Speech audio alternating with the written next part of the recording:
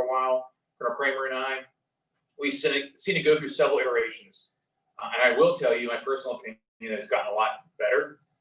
It's focused more on the whole person concept and less on how you did as a lieutenant, and that just springboards on up to you being colonel. So it's a lot of a good qualitative looks at different points in your career, not just who your rater was, but how you did in each position. That same slide, I think it was slide number 5, the APC shared, looking at that whole person concept. The elimination of below the zone is also huge. For one, I'm not a below the zone commander. All the other commanders here on base, at least in the officer group, are, with the exception of one, and that's pretty much the norm. If you go to an AMC flying squadron, same in the combat Air Force, right, for the fighter guys and bomber guys, it's typically below the zone. Now that that's gone away, it gives opportunity for other folks that weren't below the zone, including Colonel Pollock before me, right? We were a bit of an anomaly because we weren't below the zone, to have an opportunity to command. It's also good because it gives you an opportunity to bloom a little bit later. What I mean by that is previously, if you were a super high-speed lieutenant, a super high-speed captain, you could get different opportunities to get in front of certain people early, and that would just act as a springboard for the rest of your career. You could really just kind of ride a wave up to get below the zone, go to school, command. And then what we found was, and I'm not going to say this pertains to every below the zoner, but as we looked at folks that were getting in trouble at command, that had some toxic leadership, what we saw they all had in common was they were below the zone, right? So that was an indicator. I wouldn't say that. It was anecdotal, we'll call it that.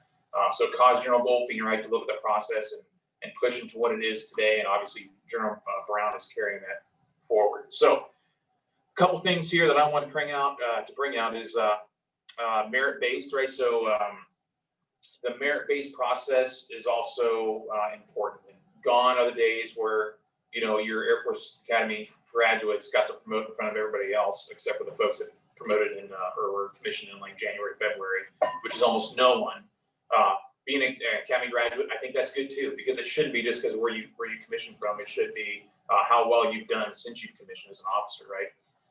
So that's another good change. What it means to you is that at every look and every OPR and every chance you get an opportunity to lead and do well in each position that you've been given, including flying, right? Because that's our double-edged sword as aviators. We got to be good in the cockpit, but also be good in garrison. That is going to be cumulative till it gets to the board look, right? And you're going to get, for our young CGOs, that's going to be to major, right? So the 12-year group just had their board convene. We'll get the results here probably in a month or so. The 13-year group is going to be next up. So here in about 8 months, their last OPR is being pushed. It's going to make the record about 9 months from now. It's going to make the record. They'll cut. The board will convene. We'll push PRFs from myself on up to the wing commander and make recommendations from there to go to the board. And then you get that 90-day push that you saw on the slide after the board before the results are actually published after the White House and the Senate confirms. Because remember, as a commissioned officer, you're given a commission. And there's only so many commissions, right, that are mandated at the constitutional level for us to fill. So we have to make sure the numbers are jiving and fit with the sessions per Title 10 U.S. Code. We won't go into that. Okay, next. If you are if you're someone, when you play a game, like a board game, and you like to know the rules, like Monopoly, because it's good to know the rules, the same plays true with promotions, right? So what you saw today, what I'm going to talk to is kind of just giving you a snippet of what the rules are. Now that we've gone away with below the zone, what you're going to find is the strong officers are going to be promoting first, right? And then the looks for the next boards following that will essentially create a new early promote system. So the folks that promote early to major are going to be first eligible to promote to lieutenant colonel, and so on and so forth. So what you're going to see is as you do better and better, you're going to promote in front of your peers, and you'll also have an earlier opportunity to promote amongst your peers now or your peers previously in a previous grade. So just something to think about. And you also make that BAH and that awesome base pay at the next grade a bit earlier. I'm going to shoot the camera real fast. So we can... There we go. You want to stay there? Because that way we can broadcast here. Okay. Yep.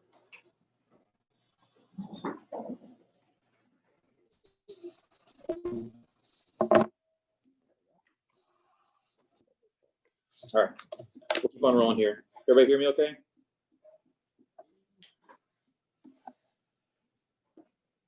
All right, so that's that with promotions. The 5-year look, the questions they're asking there, I don't personally see that happening. That opens up a window of opportunities that's just far too large, I think. And the numbers game with the sessions, Title 10 is going to get super tricky. So I really don't think they're going to go to a five-year window. It's going to be in the zone and then above the zone. Below the zone will be gone. Okay, next VML. This pertains to everybody, right? So the next VML, this is for the winter of 21 to 22, is in effect. The window opens here on 10 February. What I mean by that, yes, so if you have 24 months time on station as of let's see here, September of 2019. So if you have 2 years time eligible on station, or time on station, let's say, you're going to be eligible for in my vector. So that email is going to say, hey, you're eligible to move because you have 24 months time on station by the time we hit September of this year, right? So September of 19 to September of 21, 24 months time on station, and you'll be eligible to move. Now, first, I'll tell you this. I'm not looking to move folks with 24 months time on station, right? If you look at everyone that's moved last year and this year, they've got 3 years or more. Cody Morgan's going to be the one that's going to be right at 3 years. So he'll be right at the point where he's 3 years time on station and then moving. And that's probably going to be, the smallest amount of time that I'm going to make it eligible, because you need at least 3 years in Fred to at least upgrade, get credible in your craft, get at least 2, 3, maybe 4 OPRs, and then move on to the next thing. Now, talked to APC yesterday morning during our weekly call, and we kind of get some gouge fed to us on what's being talked about at APC. We get to talk about each and every one of you. I talk about all of you, especially those who are on the VML window, those that are looking to get moved. What's right for your family, what you talked to Colonel Kramer about, what's right for your career. It's a big mishmash of what's good for you as a person as well. So the bill, the ATC bill, that is not going away. We had a respite with the white paper we put together as a team and pushed out to the chief of rated assignments, the colonel down there. The APC read it, and he cut our bill by 66%, 67%. So we did have 6. We went down to 2, so we got those 2 filled. What we're going to see coming up here with the winter cycle, right, which is starting in September of this year and going all the way into the end of April, what we're going to see is that number is going to either stay the same or possibly go up 1 to 3. That's what I'm anticipating. So the question is, if I want to do that, and I'm going to say why that's smart to do that, is 1, you need to talk to Colonel Kramer. Every one of you should probably get into the chief pilot office and get on the books with Colonel Kramer. For 1, it's a good opportunity to meet with him, talk about your family, talk about your desires, and what's right for you career-wise. And also, it gives me little snippets because he'll feed me that. I'm always open to give me, sit down for 30 minutes. But if you're brand new, the timing is such that maybe it's just a developmental opportunity to sit down with the chief pilot and talk. If you're getting up to a promotion, if you're getting up to a VML PCS move, yeah, you're going to get on my calendar. I'm probably going to reach out to you and ask you to get on my calendar, because it's getting to that point where it's getting real. That move is getting real. So back to the bill. We're probably looking at 2 to 3 coming up here this next winter cycle. Back to why that would be good for you.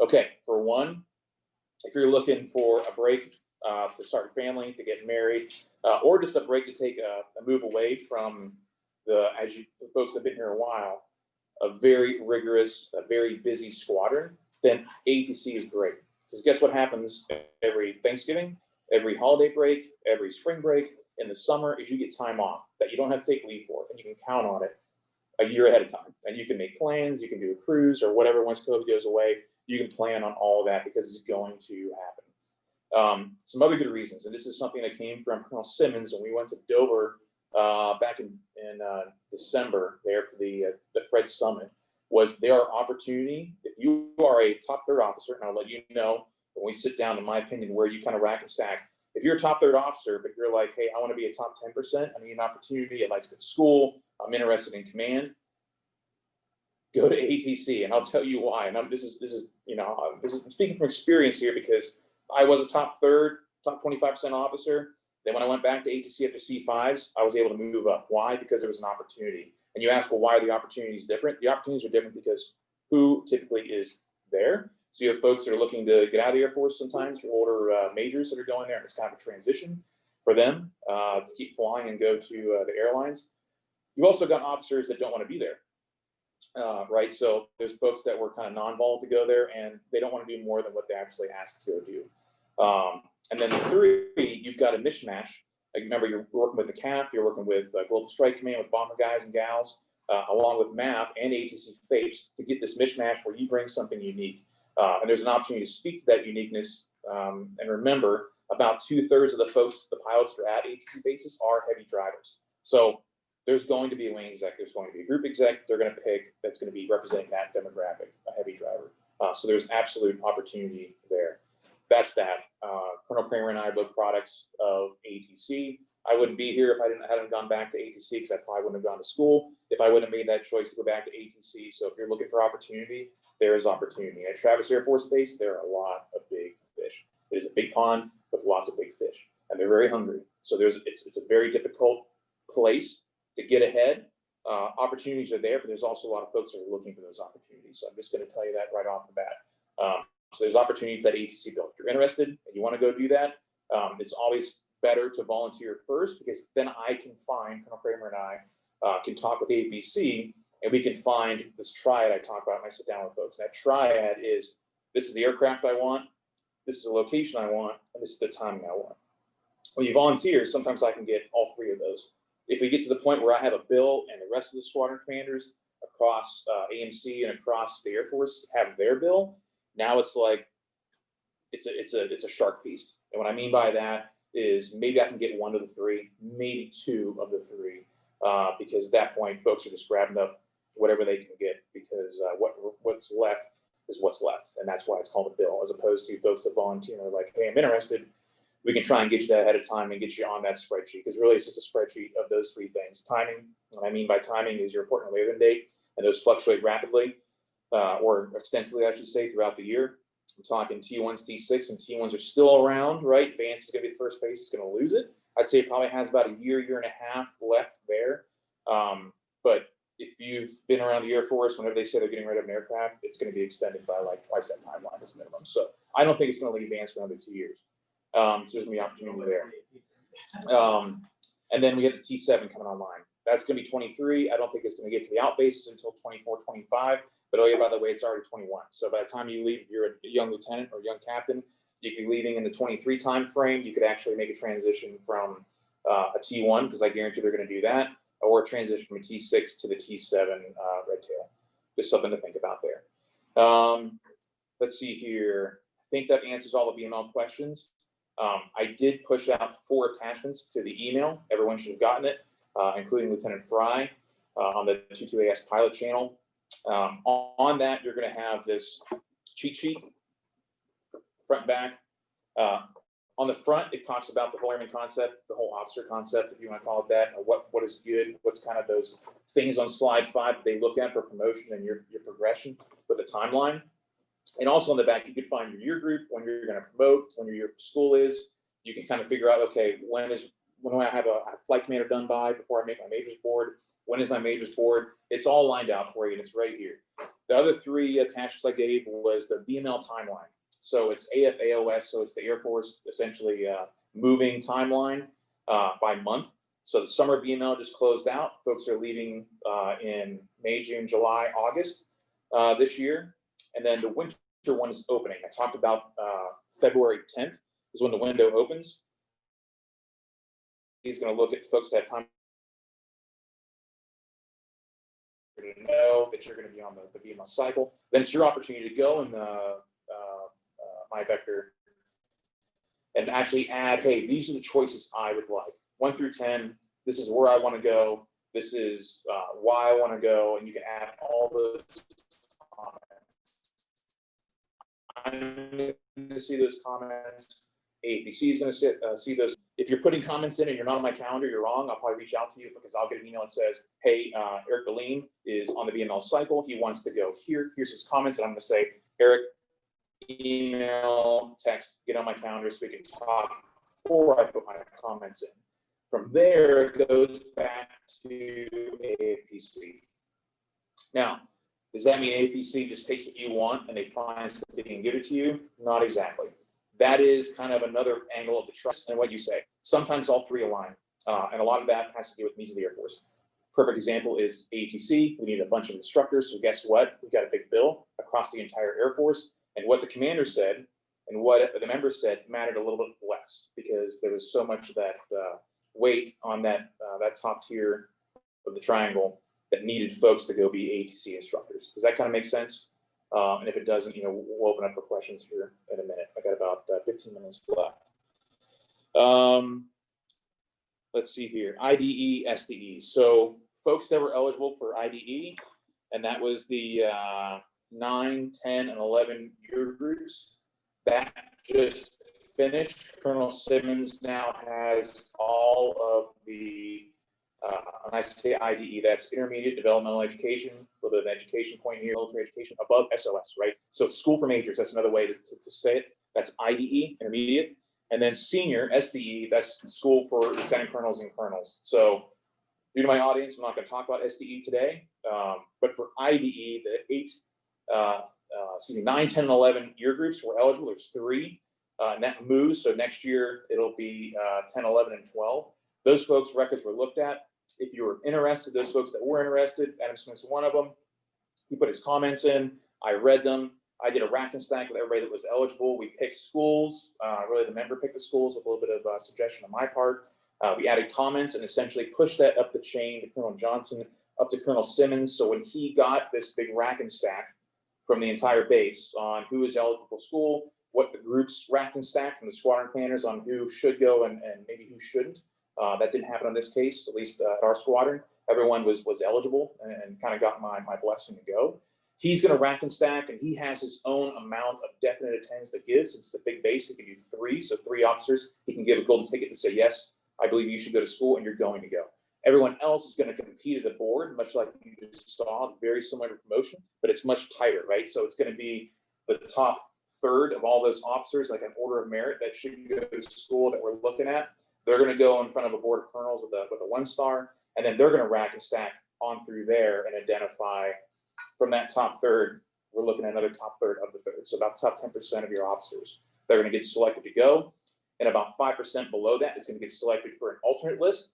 And that alternate list will be published with the attendee list coming out here in end of August, beginning of September. Members will be not notified, and then they'll have the opportunity to either decline or continue and go to that school. The members that were selected or not selected, but were eligible to go, we've had those conversations. If you're a young lieutenant, or you're a lieutenant, and if you're a captain, a young captain, and if you have questions, we'll deep into that. We'll dive a little bit deeper later.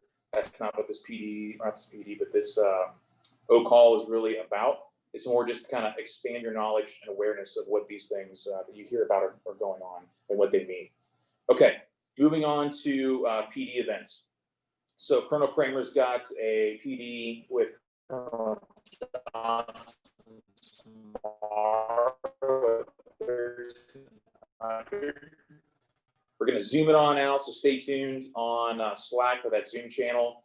We're also going to read from each squadron in the group in attendance leadership. He's going to read his DFC, not exactly the narrative, but he's just going to go through from his perspective when he got his DFC flying into Afghanistan back in, I think it was 2005. Which will be very interesting, and it kind of goes along with our back to the basics focus on ops going into the new year, because that's our foundation, right, guys? That's what we do. That's our mission. These other things we do, these O-Calls, it's extraneous and it's valuable. It's needed, but it's not our mission, right? It's something I have to do, I want to do, we need to do together, but we absolutely have to do our mission, and that's the focus kind of on this PD. It's going to be interesting. I love hearing DFCs. We've never heard a distinguished flying cross story. They're pretty harrowing. They're pretty interesting. It's a hanger fly you really don't want to miss, if we want to call it that. Let's see here. Then we also have a PD with General Bibb. We're guessing the 5th. It could shift a day or two. We're still finalizing the itinerary, and we're still finalizing the time. I don't think we have it quite yet. We'll push that out. And General Bibb's going to come in. He's going to focus on small team leadership. That was a big push I had in the beginning when I took command. I know if you're a flight commander, I'm tough on you, right? The reason is because one, I need to be tough on you because you're that good, and you can be an awesome leader for lots of folks, from ranging from 89 in transition flight to in tactics, where we have, I think, 12 for our smallest flight. But it's your opportunity to lead, take what you've learned in the Air Force, and really apply in a leadership laboratory what you know so far. Try out new things with very little risk because you don't have G-series orders. And hopefully I'll light a little fire, you know, or plant a bug or a seed, whatever analogy you want to use, that says, hey, I kind of like this. I like leading people. I like standing up for my team. I like working towards a goal as a group of folks that are aligned with a common vision. And that's fun. And leadership is awesome. And so is command. So I'm trying to make also baby commanders that want to be Papa commanders one day, or Mama commanders one day. So that kind of ends up this officer call. I've got about 10 minutes for some questions, either in the room or on Zoom. So I'm just going to pause there, open the floor. There's a lot of information I pushed. It's recorded. If you want to go back and listen to it again, that's awesome for folks around the road. They'll be able to tune in on the cloud, or get on my calendar. It's an open door policy, or get on Colonel Kramer's calendar, or both. And I'm always down to talk. I love doing that. Okay, over to the floor, over to online.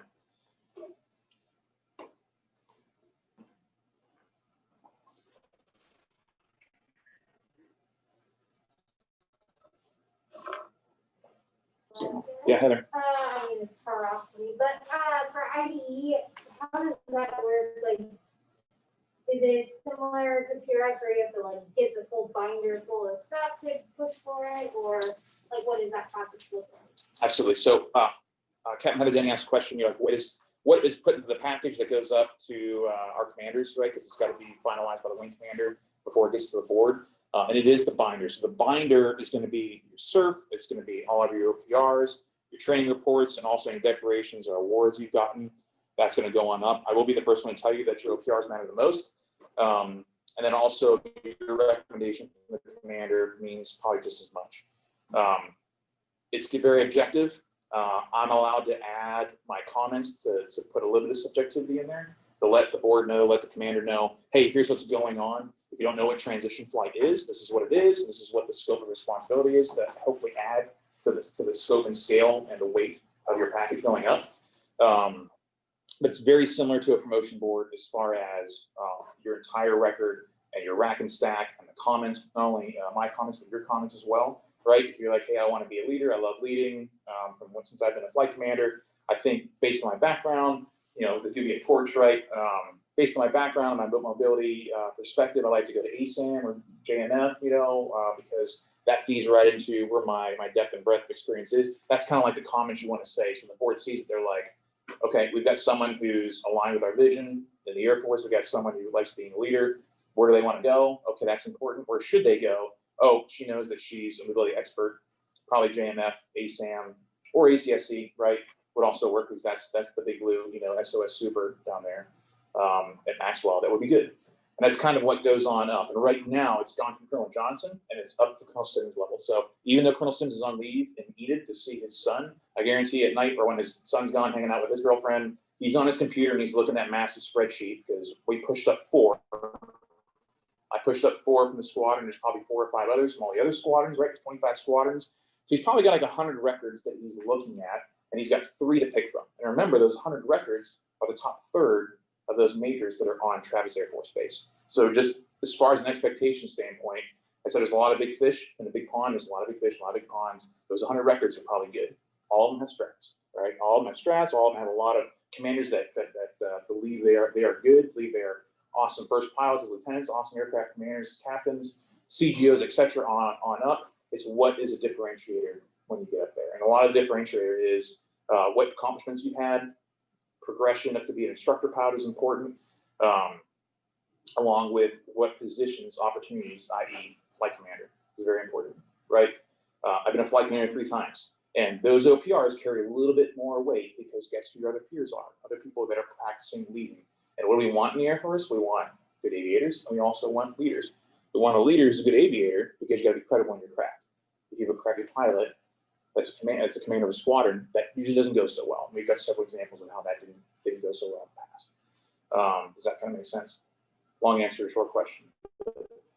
We could just go on and on all of these. What else, guys? So you mentioned in My Peers and My Vector, when you were in your comments, what is something like it's good to put into? You read a whole bunch of them. So what's something very particular looking for? It's short and succinct. Is it, This is for school or this is for moving? For moving. Okay. So,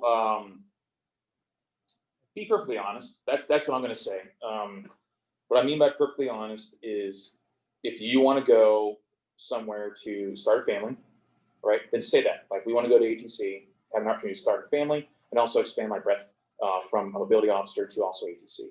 If you want to go to VIPSAM, right? So Big OSA. If you want to go to C37, C40s, then just put that down. Like, I'm interested in the OSA VIPSAM mission, because I think it would expand my knowledge on, moving these high dignitaries around, expand my opportunity to meet with these folks and just hear from our leadership levels, in the Air Force. Then that's okay too. You're just, you're one, saying why it's going to be good for the Air Force and good for you, and two, why it could be good for your family. You can also say, hey, Scott Air Force Base is where my extended family is. They're also getting older, and that would be also kind of a cherry on top for me to move up there. But just be perfectly honest. And guess what? Those comments are probably going to marry up with mine, because we're going to sit down. You're going to tell me the same thing.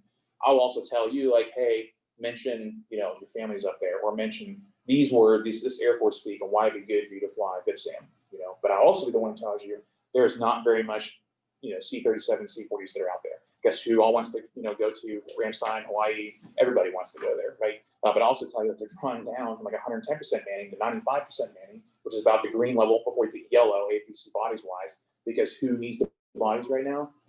ATC. Yeah. So it's a lot of managing expectations. We have 0 VIPSAM assignments that are going from the Ws this cycle. 0.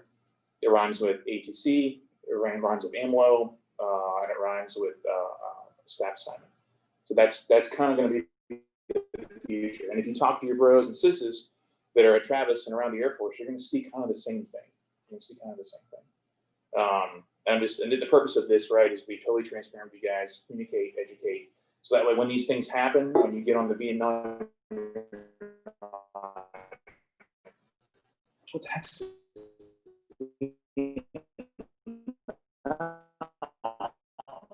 Now we heard about, Colonel Trumbull talked at length. Boom, I got my comments read, whatever, on what's probably right for us as far as the family is concerned, or personally. Make sense? Yeah. Yeah. So do you see the bill now or in the future for ATC getting to the point where they're going to start picking fresh upgraded ACs or less than 100-hour ACs non-voluntarily? That's been happening since I was a young captain. Even when I rolled right in flight command, they're like, man, I barely upgraded when I was flying with people that don't know what they're doing. I was like, hey, me too. Yes, like that is going to happen. I also say that if you're in those year groups, right, so if you're in, the 16, 15, 16 on station, 17 year groups, there's an opportunity. And what I mean by that is that there's lots of folks in that year group. There's opportunity if you want to volunteer to go to a location that's good for you, right? It's timing that's good for you and your family.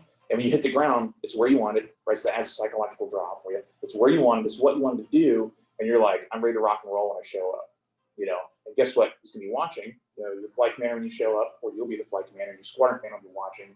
When you sit down and meet with them and you tell him this is my number one choice, he's already like, well, I've got a player who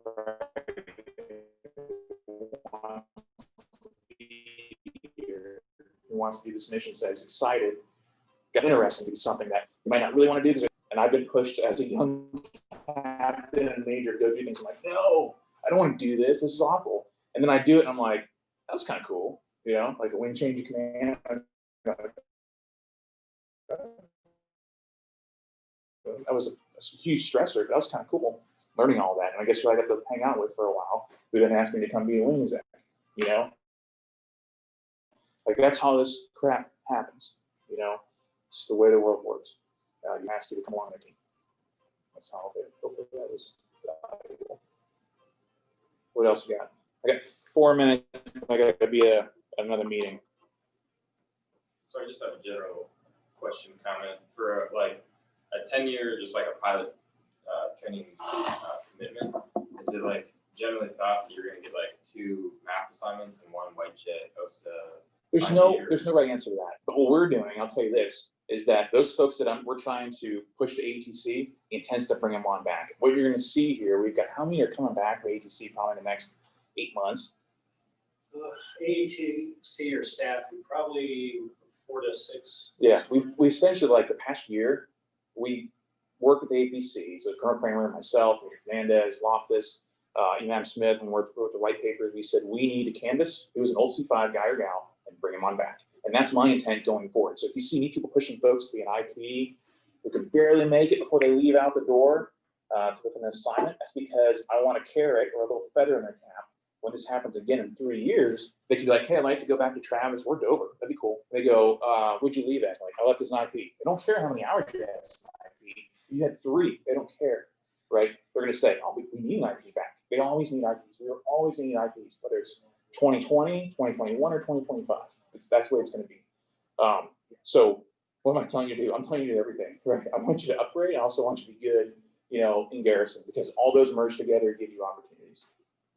That's kind of my answer there. So, but as far as the mix, and we're with face, the chance of us coming back here, 0, but it happened. You know what I mean? So the more and more I watch, and I hear people say, this is the normal path, I'm like, food, that's crap.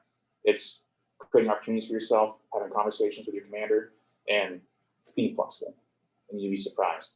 You'd be surprised what opportunities open up.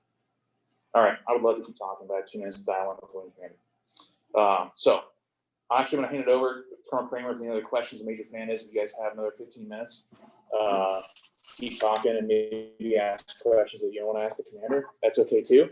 I won't be watching this recording, so we have to stop it. You guys have these conversations. We'll keep talking. All right, thanks, guys.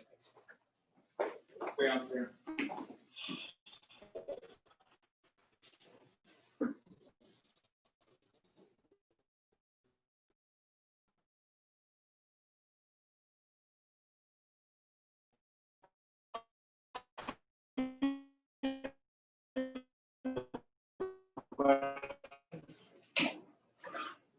Thanks, lady.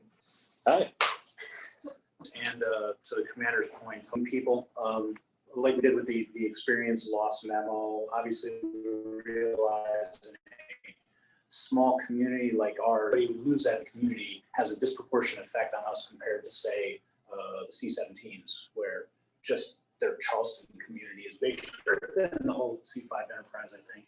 So if you've come to my office, I've talked about this, where for some people, it makes sense, maybe make AC, and when you hit your time on station, go down to AETC, give yourself some options,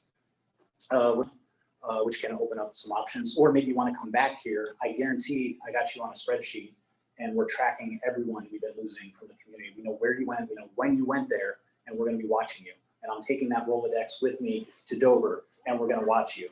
Because, as Adam can tell you, just a couple months ago, we realized we were reaching a crisis point, and him and Joe Loftus and some other people combed the Air Force to figure out where all the former Fred people were and start asking questions about bringing them back. I think we've solved that problem, and now we're going to be much more proactive in bringing people back into the fold. But there's something to be said to go to ATC, get a little breath, get a lot of hours, a lot of experience that you can apply back in the C5.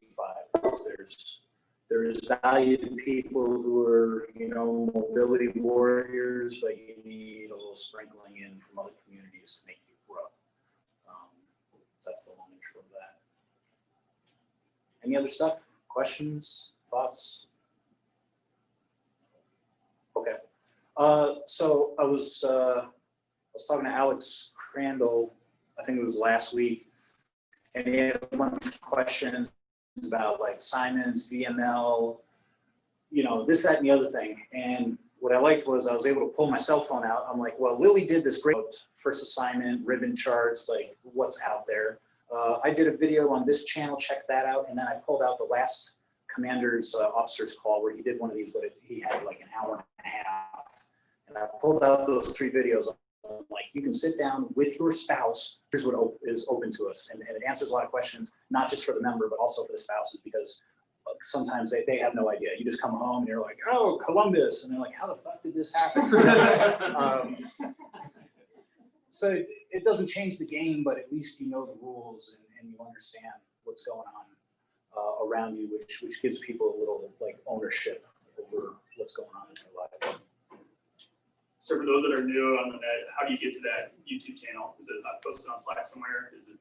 It's all over Slack. It's any of the professional development channels will have videos embedded in there. There's a few posters around the squadron with the QR code, or you can just go on Google or YouTube and type in Double Deuce Cloud, and then bam, it'll be there. We've hit 100 videos as of this month, and we're about to eclipse 1,500 views in total. So thanks for watching. Like, subscribe, hit the notification bell. Any other questions? Okay, well, that's about it. Swing by anytime, come visit. We'll chat about whatever you want to chat about. Thanks. Hey, Chris, do you want more than a response to the email?